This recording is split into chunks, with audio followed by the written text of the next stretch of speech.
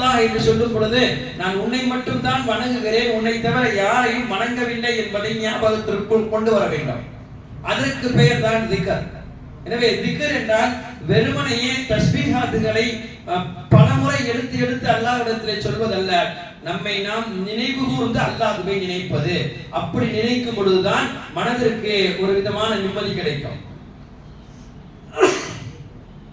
உலகத்தில் நாம் படக்கூடிய எவ்வளவோ கஷ்டங்கள் இருக்கிறது. வியாபாரங்களும் சரி, தொழில்துறைகளும் சரி, வீட்டிலும் சரி, இந்த கஷ்டங்கள் எல்லாம் நமது பிள்ளைகளுக்கு ஏதாவது தெரிகிறதா? ஒரு விலைவாசி உயர்கிறது என்று சொன்னால் அதை பற்றி யோசிக்க ஆரம்பித்து விடுவோம். பிள்ளைகளுக்கு ஃபீஸ் கட்டணும்னு சொன்னா மாதம் வருகிறது என்றால் அதை பற்றி யோசிக்கணும். இப்படி மனிதனுடைய ஏராளமான விஷயங்கள் ஆண்களுக்கும் சரி பெண்களுக்கும் சரி, பெண்கள் வீட்டு நிர்வாகத்திலே, ஆண்கள் வெளி நிர்வாகத்திலே, யோசனையிலே பல பேர்கள் பல விதமான நிம்மதிகள் இழந்து விடுகிறார்கள். இந்த விஷயம் ஏதாவது பிள்ளைகளுக்கு தெரியுதா? அந்த பிள்ளையை பொறுத்தவரை என்ன, காலையில் எந்திக்கணும், ஸ்கூலுக்கு போகணும், போயிட்டு வந்தோன்னா அடுத்து என்ன மனசார ஓதணும், இல்லை டியூஷன் போகணும், அடுத்து சாப்பிடணும், தூங்கணும், இவ்வளவுதான். ஆனால் இந்த விஷயங்கள் பிள்ளைகளுக்கும் தெரிய வேண்டுமா இல்லையா? அப்ப இந்த விஷயங்கள் பிள்ளைகளுக்கு ஏன் படுவதில்லை? அத்தா இவ்வளவு கஷ்டத்துல இருக்காங்க என்பதெல்லாம் ஏன் புரிவதில்லை என்று சொன்னால், அந்த பிள்ளைகளுக்கு ஒன்றுதான் எதுவென்றால் அதனுடைய விஷயங்களை தவிர்த்து விட்டு இந்த டிபார்ட்மெண்ட் எதுவுமே அந்த பிள்ளைகளுக்கு புரியாது. காரணம், அதை அனைத்தையும் அதை பெற்றோரிடம் ஒப்படைத்து விட்டது. இதுவெல்லாம் பார்ப்பது யாருன்னு கேட்டா அதெல்லாம் பெற்றவங்க பார்த்துப்பாங்க. உனக்கு யார் துணியெல்லாம் துவச்சு பார்ப்பாங்க, அம்மா அயன் பண்ணி வைக்கிறதுலாம் யாரு? எங்க அம்மா. இதுவெல்லாம் பெற்றோர்களுடைய விஷயம் என்று அவர்களையே அவர்களிடம் கொடுத்து விட்டதனால் அந்த பிள்ளைகள் நிம்மதியாக இருக்கிறார்கள். அதை பத்தி கவலைப்படுறதில்லை. அப்போ எங்க நிம்மதி கிடைக்கிறது என்று சொன்னால், எந்த விஷயத்தை நாம் ஆழமாக யோசிச்சு கொண்டே இருப்போமோ, யாரிடத்தில் எதையுமே கொடுக்காமல் நம்மே போன்று குழப்பி கொண்டிருப்போமோ, அதுதான் நிம்மதி கிடைக்கிறது. அதனால நிறைய பிரச்சனை இருக்கவங்க என்ன செய்வாங்க, நம்மளே சர்வசாதாரணமா பாக்குறோம்ல, யாரையாச்சும் தனது நண்பர்கிட்டயோ நல்லா தெரிஞ்சவர்கிட்டயோ தான் பிரச்சனை எல்லாத்தையும் போட்டு கொட்டுவாங்க. அப்புறம் கொட்டிட்டு என்ன சொல்லுவாங்க, இப்பதான் மனசு கொஞ்சம் நிம்மதியா இருக்குது. நீ சொன்னதுனால உனக்கு ஏதாச்சும் பலன் கிடைச்சிச்சா? 1 லட்சம் ரூபாய் கொடுக்கணும், இவ்வளவு கடன் இருக்கு, இப்படி எல்லாம் சொன்னேன், சரிப்பா இவ்வளவு சொல்றேன், இந்தப்பா ஒரு 50,000 ரூபாய் என்னால முடிஞ்சதுன்னு அவர் கொடுத்தாரா? ஒண்ணு கொடுக்கல. நாம என்னதான் செஞ்சிருக்கோம், அவர்கிட்ட விஷயத்தை போட சொல்லி தான் இருக்கிறோம். அந்த சொல்லியதனுடைய பலனாக நானே என்ன சொல்றேன், கொஞ்சம் மனதுக்கு இப்ப ஆறுதலா இருக்கு, இப்ப பாரம் கொஞ்சம் குறைஞ்ச மாதிரி இருக்குது என்று சொல்லுகிறோம் அல்லவா? இது மனித சுபாவத்திலேயே அல்லாஹ் வைத்திருக்கிறார். அல்லாஹ் இப்ப என்ன கேட்கிறான்னா, எதுவுமே செய்யாத மனுஷன்ட்ட போய் நீ சொல்லும் பொழுது உனக்கு ஒரு மன நிம்மதி ஏற்படுகிறது, வா வந்து என்னிடத்திலே அத்தனை குறைகளையும் சொல், நான் கேட்கிறேன். அல்லாஹ் தயாராக இருக்கிறார். ஆனா மனிதனை பொறுத்தவரையும் நீங்க ஒரு தடவை சொன்னீங்க கேட்பாரு, 2 தடவை சொன்னீங்க கேட்பாரு, தால் வந்துட்டாரா, சரி குழம்பு வந்துட்டாரு, வேலையே இல்ல, இடத்த காலி பண்ண வேண்டியதான், இந்த நிலைக்கு மனிதன் வருவான். அவன் சும்மா சும்மா நம்ம சொல்றதை கேட்டுட்டே இருக்க வேண்டிய அவசியம் அவருக்கு கிடையாது. ஆனால் அல்லாஹ் என்ன கேட்கிறான், நீ எத்தனை முறை சொன்னாலும் கேட்பதற்கும் நான் தயாராக இருக்கிறேன், அதற்கு தீர்வு கொடுக்கவும் நான் தயாராக இருக்கிறேன். எனவே உனது பிரச்சனைகள் எல்லாம் என்னிடம் கொண்டு வா என்று அல்லாஹ் விரும்புகிறான், கேட்கிறான். இப்ப நிம்மதிக்கு உண்டான வழி எப்போது பிறக்கும் என்றால், அல்லாஹ்விடத்திலே கைகளை ஏந்தினால் தான் பிறக்கும். நான் கேட்க வேண்டும், யா அல்லாஹ் இவ்வளவு பிரச்சனை இருக்கு, இவ்வளவு இருக்குது, எனக்கு யாருமே உதவி செய்ய இல்ல, நீ மட்டும் தான் உதவி செய்யணும், உன்னை தவிர எனக்கு வேற யாரும் தெரியாதே என்று சொல்லி அல்லாஹ்விடத்தில் மன்றாடியவர்களை அல்லாஹ் பார்க்கிறான், கேட்கிறான். சில பேர்கள் என்ன நினைக்கிறாங்கன்னா, அல்லாஹ்ட்ட கேட்கணும் சரிதான், நான் எவ்வளவு கஷ்டப்படுறேன், நான் எப்படியெல்லாம் என்னுடைய வீட்டுடைய விஷயத்தையும் வெளி விஷயத்திலும் கடத்த முடியாம கடத்திட்டு போறேன் என்றெல்லாம் அல்லாஹ்க்கு என்ன தெரியாதா? என்ன படைச்சது அவன் தான், நான் எவ்வளவு சிக்கல்ல இருக்கேன்னு அல்லாஹ்க்கு தெரியதானே செய்யணும். அப்ப அல்லாஹ்க்கு தெரியுதுன்னா அல்லாஹ் உதவி செய்ய வேண்டியதானே. இப்ப நான் கேட்டேன்னா அல்லாஹ் உதவி செய்வானா? என் சிக்கல் அல்லாஹ்க்கு தெரியதானே செய்யும். பல பேர் இப்படி நினைக்கிறேன், நான் கேட்காமையே அல்லாஹ் உதவி செய்யணும்னு நினைக்கிறேன். சாதாரணமா உலகத்திலே எடுத்துக்கலாமே, இருக்கப்பட்டவர், நமக்கு தெரிஞ்சவர், நம்ம பெரிய கஷ்டத்துல இருக்கும்னு பாக்குறாரு, பார்க்கும்போது அவர் உடனே அவரே வாலண்டரியா வந்து நீங்க கஷ்டத்துல இருக்கீங்க இந்தாங்க அப்படின்னு கொடுப்பாரா? அவர் என்ன நினைப்பாரு தெரியுமா, அவர் ரொம்ப கஷ்டத்துல இருக்காரு, அவர் வந்து நம்ம கேட்கட்டும் நம்ம கொடுக்கலாம், கேட்கட்டும் நம்ம கொடுக்கலாம், இப்படிதான் நினைப்பாரு. ஒருவேளை நம்ம கேட்கவே இல்லைன்னா எவ்வளவு திமிரு பிடிச்சா இருக்கான் பாருங்க, எப்ப தேவையா இருக்கு, தேவை இருக்குன்னு தெரியுதுல, வந்து கேட்க வேண்டியதானே. நம்ம அவருக்கு கொடுத்தோம் இவருக்கு கொடுத்தோம், இவருக்கு கொடுக்க மாட்டோமா? கேட்க வேண்டியதானே. கேட்டா கொடுக்க போறோம், நம்ம என்ன கொடுக்காம வச்சுக்கிட்டு அப்படியே வாழ்க்க போறோம். ஆனால் அவன் என்ன நினைக்கிறான், கேட்க வேண்டும் என்று நினைக்கிறான். ஒரு கட்ட வரையும் கேட்கவே இல்லைன்னு சொன்னா போட்டோம், எவ்வளவு நாள் தான் இருக்கான்னு பார்க்கணும், கேட்காம இருக்கட்டுமே, பார்க்கலாமே இந்த நிலைக்கு அவன் உள்வாங்கிறான். இப்ப மனிதனுடைய சாதாரண நிலைமை இப்படி இருக்கும் பொழுது படைச்ச ரப்பு அவரிடம் நாம் கேட்காமலே அல்லாஹ் கொடுக்க வேண்டும் என்பது எந்த விதத்தில் நியாயமாகும்? அவன் கேட்டாலும் கூட 2 முறை 3 முறை கொடுப்பான், அதுக்கு மேல கொடுக்க மாட்டான். அதுக்கு மேல ஏன் நம்மள்ட்ட வரான், எப்ப பார்த்தாலும் கொடுத்தே பழகிட்டோம், அதனாலதான் நம்மள்ட்ட வரான்ற ரீதிக்கு மனிதன் வந்துருவான். ஆனா அல்லாஹ் என்ன கேட்கிறான், நீ என்ன பிரச்சனைகளாலும் ஒரு முறை இல்லை, பல முறை இல்லை, எத்தனை முறை ஆனாலும் உனது அனைத்து கவலைகளையும் பிரச்சனைகளையும் நீ கொட்ட வேண்டும், நான் அதற்கெல்லாம் தீர்வு கொடுக்க வேண்டும் என்பதை அல்லாஹ் விரும்புகிறான். எனவே அந்த நிம்மதியை களையக்கூடிய தீர்வு வருகிறது 2 விஷயத்துல. ஒண்ணு நாம் செய்யக்கூடிய துஆ, இரண்டாவது அல்லாஹ் சொல்லக்கூடிய இந்த திக்ர். திக்ர் மூலமாக அல்லாஹ் தீர்வுகளை கொடுக்கிறான். அல்லாஹ்வுக்கு தெரியாத எதுவுமே கிடையாது. மலக்குமார்கிட்ட உலகத்துல வந்துட்டு மீண்டும் போவாங்க மலக்குமார்கள் அல்லாஹ்கிட்ட. போகும்போது அல்லாஹ் மலக்குமார்கிட்ட கேட்பான், எனது அடியார்களை நீங்க என்ன நிலையில விட்டுட்டு வந்தீங்க, இது என்ன அல்லாஹ்வுக்கு தெரியாதா? நம்ம என்ன செய்யறோம்ன்றது அல்லாஹ்வுக்கு தெரியாமையா மலக்குமார்கிட்ட கேட்கிறான். மலக்குமார்கள் சொல்வார்களாம், யா அல்லாஹ், உலகத்தில் நீதான் நன்கு அறிந்தவன், யார் யார் என்னென்ன செஞ்சாங்கன்றது என்ன வேணா உங்களுக்கு நல்லா தெரியும். ஆனாலும் கூட நீ கேட்கிறாய் என்பதற்காக நான் சொல்கிறேன். சில பேர்கள் தஸ்பீஹ் செய்து கொண்டிருந்தார்கள், சில பேர்கள் தொழுகையாளிகளாக இருந்தார்கள், சில பேர்கள் வீணான காரியம் செய்து கொண்டிருந்தார்கள். இந்த நிலையில நான் அடியாட விட்டுட்டு வந்தேன் அப்படின்னு மலக்குமார்கள் சொல்வார்கள். சில பேர் துவா செய்து கொண்டிருந்தார்கள். என்ன துவா கேட்டாங்க அடியார்? அல்லாஹ் கேட்பான், இல்ல அவன் சோனத்தை வேணும்னு கேட்கிறான், சோனம் பார்த்திருக்கிறானா? இல்ல பார்த்தது இல்ல. எதை விட்டு அவன் பாதுகாப்பு தேடுகிறான்? நரகத்தை விட்டு பாதுகாப்பு தேடுகிறான். நரகத்தை பார்த்திருக்கிறானா? இல்ல நரகத்தை பார்த்தது இல்ல. நீங்க எழுதிருக்குங்க, அவன் கேட்ட சோனம் அவனுக்கு கிடைக்கும், அவனை விட்டு பாதுகாப்பு தேடக்கூடிய நரகத்தை அவனை விட்டு பாதுகாப்பாக நான் எழுதுகிறேன் என்று அல்லாஹ் சொல்கிறான். எதுக்கு சொல்ல வரனா, இது எல்லாம் அல்லாஹ்வுக்கு தெரியாதா? மலக்குமார்ட்ட கேட்டு கேட்டு கேட்டு ஒண்ணுத்துக்கும் அல்லாஹ் பதில் சொல்லணும்ன்ற அவசியம் இருக்கிறதா? இல்லை. ஆனால் அல்லாஹ் எதற்காக கேட்கிறான் என்றால், கேட்டு கேட்டு கேட்டு நமக்கு அந்த செய்தி வரும் பொழுது நமக்கு கிடைக்கக்கூடிய அந்த சந்தோஷம், அல்லாஹ் என்ன பத்தி கேட்டானா, அல்லாஹ் என்ன பத்தி பேசினானா என்று சந்தோஷப்படுகிறவன் தெரியுமா? இந்த சந்தோஷத்திற்காகவே பல விஷயங்களிலே அல்லாஹ் மலக்குமாரிடம் நம்முடைய அமல்களை குறித்து கேட்டு கேட்டு சந்தோஷம் அடைகிறான். எனவே நாம் அதிகமாக அல்லாஹ்விடத்திலே துஆ செய்ய வேண்டும். அதே போல திக்ருகளை கையில் எடுக்க வேண்டும். நிம்மதியே திக்ருக்குள்ளதான் இருக்கு. உலகத்தில் ஆக சிறந்த மனிதர் 2 பேர் நமக்கு தெரியும். அந்த 2 பேரும் மேராஜில் பேசிக் கொண்டார்கள். ஹபீபுல்லாஹ், கலீலுல்லாஹ். பெருமானார் ஸல்லல்லாஹு அலைஹி வஸல்லம், இப்ராஹிம் அலைஹிஸ்ஸலாம் ரசூலுல்லாஹ்வை பார்த்தவுடன் கேட்டார்களாம், சுவனத்தில் நான் பார்த்தேன், சுவனம் பாலைவனமாக காணப்படுகிறது, உங்களுடைய உம்மத்தை சுவனத்தில் அதிக மரங்களை நடுவதற்கு சொல்லுங்கள், சுவனத்தை அவர்கள் சோலைகளாக ஆக்கிக் கொள்ள சொல்லுங்கள் என்று பெருமானார் ஸல்லல்லாஹு அலைஹி வஸல்லம் இப்ராஹிம் அலைஹிஸ்ஸலாம் சொன்னார்கள். ரசூலுல்லாஹி ஸல்லல்லாஹு அலைஹி வஸல்லம் சொன்னார்கள், சோலைகளாக ஆக்க வேண்டும் என்று சொன்னால், பச்சை பசேல்னு ஆக்க வேண்டும் என்று சொன்னால் என்ன செய்ய வேண்டும் எனது சமூகம் என்று கேட்டதற்கு தான் இப்ராஹிம் அலைஹிஸ்ஸலாம் சொன்னார்களாம், சுப்ஹானல்லாஹ் சொல்ல சொல்லுங்கள், அல்ஹம்துலில்லாஹ் என்று சொல்ல சொல்லுங்கள். ஒரு சுப்ஹானல்லாஹ் மூலமாக சுவனத்தில் மரம் நடுக்கப்படுகிறது. அவருடைய சுவனத்தை அல்லாஹ் பூஞ்சோலையாக ஆக்கிறான், அவர்கள் செய்யக்கூடிய தஸ்பீஹின் காரணத்தினால். இதெல்லாம் தஸ்பீஹின் மூலமாகத்தான் நமக்கு காண கிடைக்கிறது. எவ்வளவோ துஆவை உலகத்துல ஓதுறோம், சுவனத்துல ஏதாச்சும் துஆ ஓத போறோமா? நம்மளா சொல்லுவோம், சுவனத்துல என்ன துஆ இருக்க போது? சுவனவாசிகள் எல்லாம் அனுபவிக்கத்தானே இருக்கிறார்கள். ஆனால் சுவனவாசிகள் முதலாக சுவனத்திற்குள் போகக்கூடிய துஆவை குர்ஆனில் அல்லாஹ் சொல்லி தருகிறார். என்ன துஆ செஞ்சிட்டு சுவனத்துக்குள்ளே சுவனவாசிகள் போவாங்கன்னா, அல்ஹம்துலில்லாஹ் இன்னதி அதஹப அன்னில் ஹஸன் இன்ன ரப்பனா லகஃபூருன் ஷகூர். இந்த துஆ ஓதினா சுவனவாசிகள் சுவனத்துக்குள்ளே போவாங்க. நம்மளும் மனப்பாடம் பண்ணிக்கணும். சுவனம் போகக்கூடிய நமக்கு இந்த துஆவினால் அல்லாஹ் சுவனத்தை அல்லாஹ் நசீபாக்கக்கூடிய பாக்கியத்தை கொடுப்பான். எனவே ஒரு சின்ன ஒரு வரி துஆ தான். இது என்னன்னா, இன்றைய தினம் நாங்கள் அல்லாஹ்வை புகழ்கிறோம், எந்தவித கவலையும் இல்லாமல் இந்த சுவனத்தில் நாங்கள் நுழைகிறோம். சுவனவாசிகள் இதை சொல்லிதான் சுவனத்துக்குள்ளே வராங்க. எங்களுக்கு எந்த கவலையும் இல்லை, ஏன்னா நாங்க சுவனத்துக்கு வந்துட்டோம். இது குர்ஆனுடைய ஆயத்திலிருந்து வரக்கூடிய ஹதீஸ்.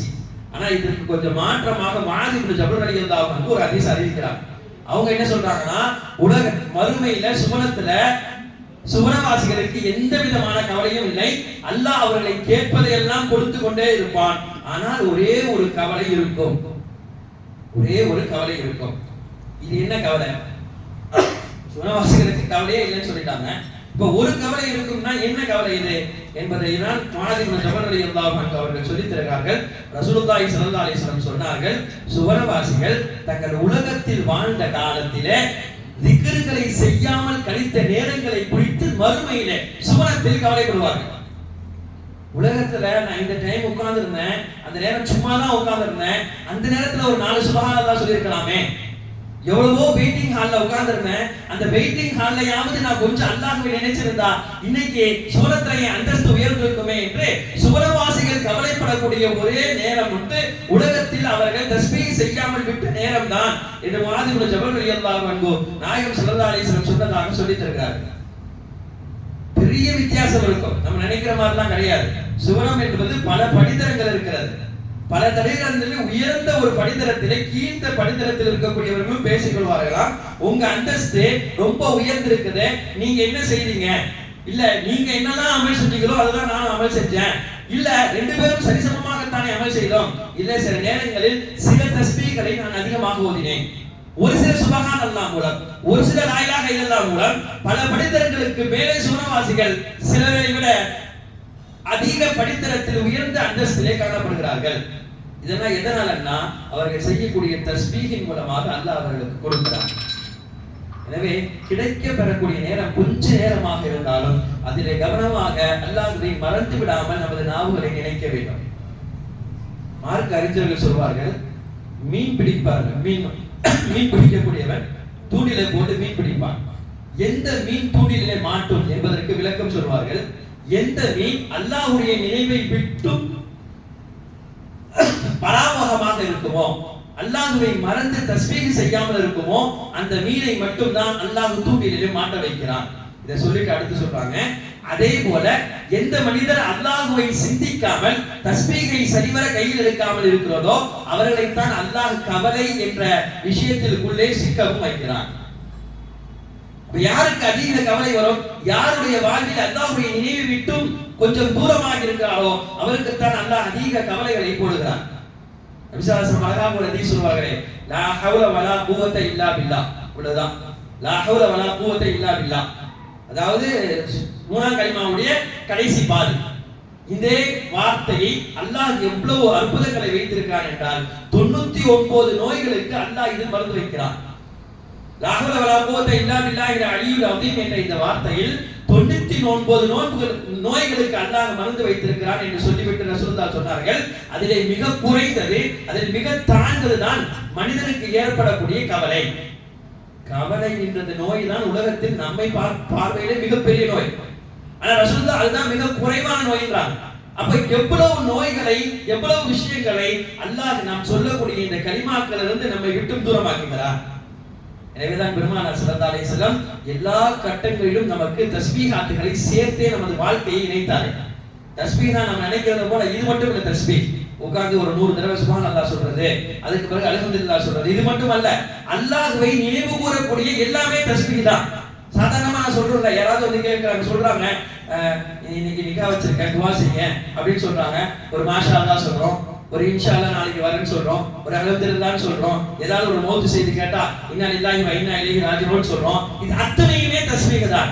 நம்முடைய வாழ்வில் நாம் இந்த தஸ்பீஹாத்துகளை மறக்க கூடாது என்பதற்காக தான் பெருமானார் ஸல்லல்லாஹு அலைஹி வஸல்லம் இஸ்லாமியருடைய வாழ்வை எப்படி ஆக்கினார்கள்? தஸ்பீஹுடன் சேர்த்தே ஆக்கினார்கள். என்னன்னு சொன்னா எல்லா நினைவுகளிலும் அடியான் அல்லாஹ்வை நினைக்க வேண்டும். அத்தனைக்காகத்தான் பெருமானார் ஸல்லல்லாஹு அலைஹி வஸல்லம் இது போன்ற தஸ்பீஹாத்துகளை எல்லாம் உண்டாக்கினார்கள். எனவே அதிக தஸ்பீஹ்களிலே நம்முடைய நேரத்தை நாம் கழிக்க வேண்டும். குர்ஆனும் சரி, ஹதீஸும் சரி, உலகத்தில் எல்லா பொருட்களும் சரி அல்லாஹ்வை தஸ்பீஹ் செய்து கொண்டிருக்கிறது. உயிருள்ள பொருளும் செய்கிறது, உயிரற்ற பொருளும் செய்கிறது, ஜட பொருளும் அல்லாஹ்வை தஸ்பீஹ் செய்கிறது. நமக்குலாம் தெரியும், கபர்ஸ்தான்ல மையத்தை அடிக்கிறோம், அடக்கி முடிச்சு தஃபன்லாம் முடிச்ச பிறகு என்ன செய்வோம்? அவருடைய தலைக்கு நேராக பக்கத்துல இருக்கக்கூடிய ஏதாச்சும் ஒரு மரத்துல இருந்து ஒரு கொப்பை பிடிச்சு, ஒரு நல்ல செடியை பிடிச்சு அவருடைய தலைக்கு நேராக வைப்போம். பெருமானார் ஸல்லல்லாஹு அலைஹி வஸல்லம் இதை செய்தார்கள். அப்ப சஹாபாக்கள் எல்லாம் கேட்டாங்க, யாரும் சொல்லுங்க, ஏன் இப்படி செய்யணும்? தஃபன் செஞ்சுட்டு முடிஞ்சிருச்சு போயிடலாம்ல, இப்படி ஒரு செடிய ஒரு சின்ன கொப்பை தூக்கி அவருடைய தலையில வைக்கிறதுக்கு என்ன காரணம்? ரசூலுல்லாஹி ஸல்லல்லாஹு அலைஹி வஸல்லம் சொன்னார்களாம், இல்லை, அவர் ஒரு பாவம் செய்யக்கூடிய அடியாராக இருந்தால் கண்டிப்பாக அல்லாஹ் தஆலா இந்த செடி செய்யக்கூடிய தஸ்பீஹின் காரணமாவது அவருடைய பாவத்தை அல்லாஹ் மன்னிப்பான். அதுவரையாவது மலக்குகள் அவரை வேதனை செய்யாமல் இருப்பார்கள். உலகத்தில் மட்டும் அந்த நபி ரஹ்மத்தாக வரவில்லை, வாழ்நாள் முடித்து நாம் மையத்தாகி போன பிறகும் கூட ரசூலுல்லாஹி ஸல்லல்லாஹு அலைஹி வஸல்லம் எப்படியாவது எனது உம்மத்தை வேதனையிலிருந்து குறைக்கப்பட வேண்டும் என்பதற்காக கடைசி வரை போராடுகிறார்கள். ரசூலுல்லாஹ் என்ன சொல்றாங்க? உலகத்துடைய எல்லா ஜீவராசிகளும் எல்லா செடிகளும் அல்லாஹ்வை தஸ்பீஹ் செய்கிறது, அந்த தஸ்பீஹின் மூலமாவது அல்லாஹ் உங்களுடைய வேதனையை லேசாக்கட்டுமே.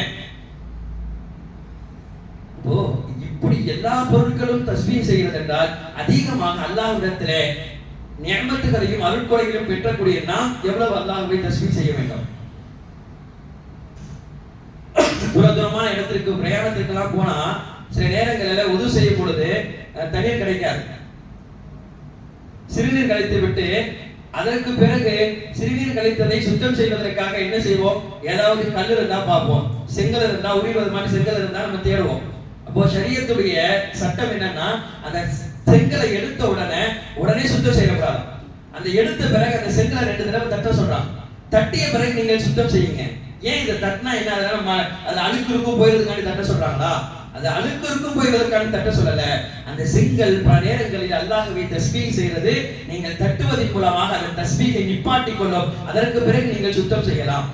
எந்த அளவுக்கு எழுதுகிறார்கள் யோசிக்க வேண்டும். இவ்வளவு விஷயங்கள் அல்லாஹ்வை தஸ்பீஹ் செய்கிறது என்றால், நாம் அல்லாஹ்வை தஸ்பீஹ் செய்யவில்லை என்றால் அல்லாஹ் நம்முடைய முறை அல்லாஹ்விடத்தில் எப்படி இருக்கும்? எல்லா நேரங்களிலும் அல்லாஹ் ரசூலுல்லாஹி ஸல்லல்லாஹு அலைஹி வஸல்லம் தஸ்பீஹை இணைக்கிறார்கள். தஸ்பீஹ் செய்யாத ஒரு நேரம் இருக்குதுன்னு சொன்னா அது என்ன நேரம்? பெருந்துறக்களும் இருக்கும் பொழுது தஸ்பீஹ் செய்யலாம். சுப்ஹானல்லாஹ், அல்ஹம்துலில்லாஹ், அல்லாஹ் அக்பர். மாதவிடாய் பெண்களும் செய்யலாம். சின்ன சின்ன தஸ்பீஹ்கள் யார் வேண்டுமானாலும் செய்யலாம். இந்த தஸ்பீஹாத்துகள் செய்வதற்கு அவர் சுத்தமாகத்தான் இருக்க வேண்டும் என்ற அவசியம் கிடையாது.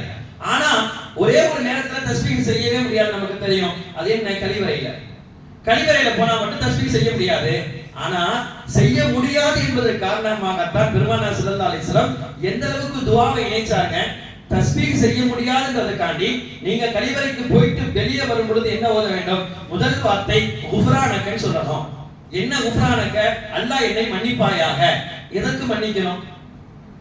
ஏற்கனவே சொன்னோம், ஏதாவது அமல் செஞ்சோம் அந்த அமல்ல குறை இருந்துச்சுன்னு சொன்னா ஒரு தொழுகைக்கு பிறகு அஸ்தக்ஃபிருல்லாஹ் சொல்றோம், ஏன்னா குறை இருந்துச்சு அல்லாஹ் மன்னிச்சுக்கோன்னு சொல்றோம். வேற ஏதாவது செய்யணும்னு சொன்னா அதுக்காண்டி மன்னிப்பாயாக கேட்கிறோம். இங்க அங்க உள்ள போய் நம்ம எதுவுமே செய்யல, இப்ப வெளியே வந்து மன்னிப்பாயாக என்றால் எதற்கு மன்னிக்க வேண்டும் என்றால், யா அல்லாஹ், இந்த கொஞ்ச நேரம் எனது வாழ்க்கையிலே உன்னை நினைவு கூறாமல் நான் கழித்து விட்டேன், எனவே வெளியே வந்தவுடன் நான் கேட்கிறேன், குஃப்ரானக, என்னை நீ மன்னிப்பாயாக. இந்த தஸ்பீஹாத்துகளை எல்லாம் பெருமானார் ஸல்லல்லாஹு அலைஹி வஸல்லம் எதற்கு ஒன்று சேர்க்கிறார்கள் என்றால், இந்த உம்மத்து அல்லாஹ்வை நினைவு கூற வேண்டும். குர்ஆன்ல அல்லாஹ் சொல்றானே, ஃபதுகுரூனி அஸ்குருக்கும், என்ன நீங்கள் நினைவு கூறுங்கள், நான் உங்களை நினைவு கூறுகிறேன். இந்த ஒரு வார்த்தைக்கே அதிகமாக தஸ்பீஹ் செய்யலாம். எதற்கோ இல்லையோ நமக்கு அல்லாஹ் கொடுக்கலையோ அதான் ரெண்டாவது பட்சம். அல்லாஹ் என்னை நினைவு கூறுனா, நீங்க நினைவு கூர்ந்தால் நான் நினைவு கூறுகிறேன் என்று அல்லாஹ்வே சொல்கிறார் என்றால், அப்ப நான் எந்த அளவுக்கு அல்லாஹ்வை நினைவு கூற வேண்டும்? இதை விட ஒரு பெரிய கிஃப்ட் நமக்கு தேவை இருக்கிறதா? என்னை பத்தி மலக்குமாரிடம் அல்லாஹ் பேசுகிறான். என்ன பேசுறான்? என் அடியான் பார் இப்படி உட்கார்ந்து என்னை தஸ்பீஹ் செய்து கொண்டிருக்கிறார், நீ என்ன செய்தாய்? உலகத்திலே இந்த மனிதனை பார்த்துதானே நீ சொன்னாய், ஒருவருக்கு ஒருவர் குத்திக் கொள்வார்கள், கொலை செய்து கொள்வார்கள், ரத்தத்தை ஓட்டுவார்கள் என்று பேசினாயே, எனது அடியானை போய் பார், எப்படி என்னிடத்திலே துஆ செய்கிறான், எப்படி என்னை தஸ்பீஹ் செய்கிறான் என்று மலக்குமாரிடம் பெயர் சொல்லி அடியார்களை பெயர் சொல்லி அல்லாஹ் பாராட்டுகிறான், புகழ்ந்து பேசுகிறான். ஃபதுகுரூனி அஸ்குருக்கும், என்னை நீங்கள் நினைவு கூறுங்கள், நான் உங்களை நினைவு கூறுகிறேன் என்று சொல்கிறார். எனவே எவ்வளவோ தஸ்பீஹாத்துகள் இருக்கிறது. அந்த தஸ்பீஹாத்துகளில் எந்த தஸ்பீஹ் வேணா செய்யலாம், இதுதான் செய்யணும் அதுதான் செய்யணும் இல்ல. இருந்தாலும் கூட ஒரு சில முக்கியமான தஸ்பீஹ்கள் மட்டும் நமக்கு முன்னால் நான் சொல்ல வருகிறேன். நபிமார்கள் ஏராளமான தஸ்பீஹ்கள் செய்கிறார்கள். குறிப்பாக இப்ராஹிம் அலைஹிஸ்ஸலாம் செய்த தஸ்பீஹ் நமக்கு தெரியும், ஹஸ்புனல்லாஹு வ நிஅமல் வக்கீல். இப்ராஹிம் அலைஹிஸ்ஸலாம் நெருப்பிலே தூக்கி போடும் பொழுது எல்லா மலக்குமார்களும் வந்து வரிசையாக வண்டி கட்டி நின்றார்கள். நீங்கள் சரி என்று சொல்லுங்கள், இந்த நெருப்பை விட்டு நான் பாதுகாக்கிறேன், என்னை அல்லாஹ் தான் அனுப்பினான். எதுவும் சொல்லவில்லை. இப்ராஹிம் அலைஹிஸ்ஸலாம், என்னையும் அல்லாஹ் தான் படைச்சான், உங்க அல்லாஹ் தான் அனுப்பினான், என்னையும் அல்லாஹ் தான் படைச்சான், என்னை படைத்தவனுக்கு தெரியும் என்னை காப்பாற்ற வேண்டும். ஹஸ்புனல்லாஹு வ நிஅமல் வக்கீல், எனவே எனக்கு அல்லாஹ் போதுமானவன். வந்த மலக்குகளிடம் கூட இப்ராஹிம் அலைஹிஸ்ஸலாம் உதவி தரல, அல்லாஹ் போதுமானவன். எனவே எவ்வளவு பெரிய பிரச்சனைகளும் சரி, எது மாதிரியான விஷயங்களும் வந்தாலும் சரி, முதலில் அதிகமாக சொல்லப்பட வேண்டிய தஸ்பீஹ் என்பது ஹஸ்புனல்லாஹு வ நிஅமல் வக்கீல். இது இப்ராஹிம் அலைஹிஸ்ஸலாம் செய்த தஸ்பீஹ். அதுபோல நேற்று சொன்னோமே யூனுஸ் அலைஹிஸ்ஸலாம் செய்த தஸ்பீஹ், எல்லா பிரச்சனைகளுக்கும் இக்கட்டான சூழ்நிலைக்கும் அல்லாஹ் பாதுகாப்பு தேடுவதை இந்த தஸ்பீஹ்னால பாதுகாப்பு கொடுக்கிறான். லா இலாஹ இல்லா அன்த சுப்ஹானக இன்னி குன்து மினல் ஸாலிமீன். இது நம்ம நேற்று இதை பற்றி விரிவாக பேசினோம். இப்ப ரசூலுல்லாஹி ஸல்லல்லாஹு அலைஹி வஸல்லம் சில தஸ்பீஹாத்துகளை சொல்லித் தருகிறார்கள். முதல்ல ரசூலுல்லாஹ் எடுத்து சொல்லக்கூடிய முதல் தஸ்பீஹ் பார்த்தா லா இலாஹ இல்லல்லாஹ் முஹம்மது ரசூலுல்லாஹ். இதை மிஞ்சிய ஒரு தஸ்பீஹ் கிடையாது. அஸருடைய தொழுகைக்கு பின்னால பல பள்ளிகளில் சொல்லி கேள்விப்பட்டிருப்போம். சுப்ஹானல்லாஹ் அல்லாஹ் அக்பர் எல்லாம் முடிஞ்சிட்டு என்ன சொல்வார் இமாமே? அஃலது திக்ர் என்று சொல்வார். என்ன இந்த அஃலது திக்ர்னா என்ன? அஃலது திக்ர் சொன்னா எல்லாரும் லா இலாஹ ஓத ஆரம்பிச்சிருவோம். அப்ப தஸ்பீஹாத்துகளிலே ஆக சிறந்த தஸ்பீஹை நீங்கள் செய்யுங்கள் என்பது அங்க அர்த்தம். அதற்காக தான் நம்ம லா இலாஹ இல்லல்லாஹ் லா இலாஹ இல்லல்லாஹ் என்று சொல்கிறோம். இந்த லா இலாஹ இல்லல்லாஹ்வுடைய மிகப்பெரிய சக்தி என்னன்னு சொன்னா மீசானுடைய தராசை அதிகமாக கனமாக்கக்கூடியது லா இலாஹ இல்லல்லாஹ். லா இலாஹ இல்லல்லாஹ்வை ஒரு தட்டிலும் 7 வானம் 7 பூமி எடுத்து ஒரு தட்டிலும் வைத்தால் சொன்னார்கள் புகாரியுடைய ஹதீஸ், லா இலாஹ இல்லல்லாஹ்வுடைய தட்டு என்பது கனத்தால் தாண்டி விடும் அல்லாஹ்விடத்தில். இப்ப இந்த லா இலாஹ இல்லல்லாஹ்வுக்கு அல்லாஹ் கொடுக்கக்கூடிய சிறப்புகள் எவ்வளவு இருக்கிறது? அதே போல பெருமானார் ஸல்லல்லாஹு அலைஹி வஸல்லம் சஜிதாவில் அதிகமான செய்த தஸ்பீஹ் என்பது யா ஹய்யும் யா கய்யும் பிரஹ்மதிக நஸ்தகீஸ். இதை ஆயிஷா ரலியல்லாஹு அன்ஹாவே சொன்னார்கள். ரசூலுல்லாஹ் எப்பலாம் சஜிதால இருக்காங்களோ அப்ப என்ன செய்றாங்கன்னு நான் கேட்பேன். தொழுகை இல்லாத மற்ற நேரத்தில் ரசூலுல்லாஹ் சஜிதா செய்யும் பொழுது பார்ப்பேன். அப்ப ரசூலுல்லாஹ்வுடைய நாவுகள் உலர்ந்து கொண்டிருக்கும். யா ஹய்யும் யா கய்யும் பிரஹ்மதிக நஸ்தகீஸ். நாளைய பத்ருடைய இரவு சஜிதாவில் இருந்து ரசூலுல்லாஹ் செய்த துஆவும் அதுதான். நாளைய தினம் பத்ரே கொஞ்சம் சஹாபாக்களை கையில் வைத்திருக்கிறோம். யா அல்லாஹ் இவர்களை மட்டும் அவர்கள் அழித்து விட்டால், இந்த பத்ரில் மட்டும் தோல்வி எங்களுக்கு கிடைத்து விட்டால் உன்னை அல்லாஹ் என்று சொல்லக்கூடிய ஒருவரும் இந்த மண்ணில் இருக்க மாட்டார்கள். யா ஹய்யும் யா கய்யும் பிரஹ்மதிக நஸ்தகீஸ் என்ற ரசூலுல்லாஹ் இந்த துஆவை மட்டும் கையில் எடுத்தனுடைய பின்னணி அல்லாஹ் பத்ரிலே யாரும் பார்க்காத வெற்றியை கொடுத்தார். இந்த ரசூலுல்லாஹ் சஜ்தாவில் உட்கார்ந்து செய்த சஜ்தாவில் இருந்து செய்த அதிகமான தஸ்பீஹ் என்பது இது. அதே போல புகாரினுடைய கடைசி ஹதீஸாக இது வரும். என்னன்னா சுப்ஹானல்லாஹி வ பிஹம்திஹி சுப்ஹானல்லாஹில் அஸீம். இது வார்த்தை, இது எல்லா அதிகாரப்பூர்வமான நூல்களிலும் இது பதிவு செய்யப்பட்டிருக்கிறது. இந்த ஹதீஸுடைய ஆரம்பமே எப்படின்னு சொன்னா நாவுகளுக்கு இலகுவான 2 வார்த்தை சுப்ஹானல்லாஹி வ பிஹம்திஹி சுப்ஹானல்லாஹில் அஸீம். அதே நேரத்தில் நம்முடைய மீசான் தராசை அதிகம் கனமாக்கக்கூடிய 2 வார்த்தை. மூன்றாவது ரஹ்மானுக்கு பிடித்த 2 வார்த்தை. இந்த மூன்றையும் ஜோடியாக சொல்லி அது என்ன வார்த்தை? சுப்ஹானல்லாஹி வ பிஹம்திஹி சுப்ஹானல்லாஹில் அஸீம். கடைசியான ஒரு தஸ்பீஹ் ஜுவைரியா ரலியல்லாஹு அன்ஹா ரசூலுல்லாஹி ஸல்லல்லாஹு அலைஹி வஸல்லம் சொல்லி தருவார்கள். ஜுவைரியா ஃபஜ்ருடைய தொழுகைக்கு பின்னால் தஸ்பீஹ்களில் ஈடுபடுவார்கள். ரசூலுல்லாஹ் வெளியே போயிட்டு லுஹருடைய நேரத்திற்கு முன்னால் வருவார்கள். என்ன ஜுவைரியா என்ன செய்றாய்? நீ ஃபஜ்ருக்கு பிறகு வந்து தஸ்பீஹ் செய்ற. இன்னும் இந்த தஸ்பீஹ் செய்வதை விட்டு நீ எழுந்திருக்கவில்லையா? தஸ்பீஹ்ல தான் ஈடுபட்டு கொண்டிருக்கியா? ஆமா யா ரசூலுல்லாஹ், நான் இன்னும் தஸ்பீஹ் செஞ்சுட்டு தான் இருக்கிறேன். அப்போ உங்களுடைய அமல்கள் நன்மைகள் எல்லாம் ஏராளமாக வந்திருக்கும். இருந்தாலும் கூட இந்த தஸ்பீஹுக்கு அல்லாஹ் நன்மையை கொடுப்பான். ஆனால் இவ்வளவு நேரம் நீங்கள் செய்த இந்த தஸ்பீஹை ஒரே ஒரு தஸ்பீஹ் செய்தால் கிடைத்துவிடும் அந்த நன்மையை, அந்த தஸ்பீஹை சொல்லி தரவா என்று கேட்கிறார்கள். ஜுபைரியா ரலியல்லாஹு அன்ஹு யா ரசூலுல்லாஹ் கண்டிப்பாக சொல்லி தாருங்கள் என்று கேட்க, அப்பொழுதுதான் பெருமானார் ஸல்லல்லாஹு அலைஹி வஸல்லம் சொன்னார்கள் சுப்ஹானல்லாஹி வ பிஹம்திஹி அதத கல்கிஹி வ ரிதா நஃப்ஸிஹி வ ஸினத அர்ஷிஹி வ மிதாத கலிமாத்தி. ஒரு 10 முறை ஓதினால் மனப்பாடம் ஆயிடும். ஆரம்பத்துல பார்க்கும்போது கொஞ்சம் கஷ்டம் மாதிரி தெரியும், ஆனா அது கஷ்டம் கிடையாது. ஒரு 6 வார்த்தைகள், இந்த 6 வார்த்தைகளை திரும்ப திரும்ப நாம் சொல்லினால் கண்டிப்பாக அது மனனமாகிவிடும். இதனுடைய நன்மை என்ன? ஃபஜ்ரிலிருந்து லுஹா வரையும் ஓதிய தஸ்பீஹ்க்கு எவ்வளவு நன்மை கொடுத்தானோ அவ்வளவு நன்மையை பெருமானார் ஸல்லல்லாஹு அலைஹி வஸல்லம் ஒரு முறை இந்த தஸ்பீஹ் ஓதினால் கிடைக்கும் என்று சொல்கிறார்கள். எனவே நம்முடைய வாழ்நாட்களில் நாம் அதிகமாக அல்லாஹ்விடம் தஸ்பீஹாத்துகளில் ஈடுபடுவோம். தஸ்பீஹ் செய்து கேட்கக்கூடிய துஆவையும் அல்லாஹ் கண்டிப்பாக கபூல் செய்கிறான். அல்லாஹ் நமக்கு அதிகம் அவனை துதிக்கக்கூடிய நினைவு கூறக்கூடிய பாக்கியத்தை தந்தருள் புரிவானாக. வாகிரு தஅவானா அல்ஹம்துலில்லாஹி ரப்பில் ஆலமீன்.